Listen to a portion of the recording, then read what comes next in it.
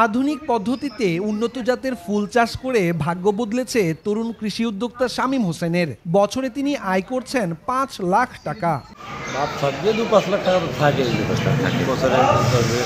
শামীম হোসেন ঝিনাইদহের কালীগঞ্জ উপজেলার বালিয়াডাঙ্গা গ্রামের আবুল কালামের ছেলে। ২০১৫ সালে পড়াশোনার পাশাপাশি ২ বিঘা জমি বন্ধক নিয়ে শুরু করেন গাঁদা ফুল চাষ। এখন তার রয়েছে ১২ বিঘার ফুলের বাগান।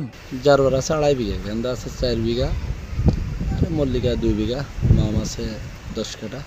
ফুল চাষ করে আর্থিকভাবে ক্ষতিগ্রস্ত হয়ে বেসরকারি উন্নয়ন সংস্থা আশা থেকে ৪ লাখ টাকা ঋণ ও কারিগরি সহযোগিতা নিয়ে জারবেরা সহ নানা জাতের ফুল চাষ ও বেচাকেনা শুরু করেন শামীম হোসেন। এটা আপনার প্রথম পর্যায়ে নিয়েছিল ৪ লাখ, পরে ৪.৫ লাখ টাকা।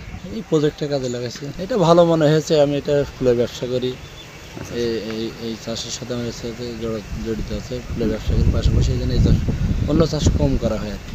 তার বাগানে এখন কাজ করছেন ৬ জন কর্মচারী, যাদের মাসিক বেতন ১৫,০০০ টাকা। এছাড়াও ফুলের মৌসুমে অস্থায়ীভাবে কাজ করেন আরও ১০ থেকে ১৫ জন।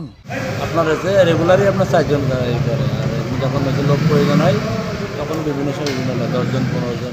তরুণ কৃষি উদ্যোক্তা শামীম হোসেনের মতো অন্য কেউ কারিগরি ও আর্থিক সহযোগিতা চাইলে সর্বাত্মক সহযোগিতার আশ্বাস স্থানীয় এনজিও কর্মকর্তা কিলনচন্দ্র রায়ের।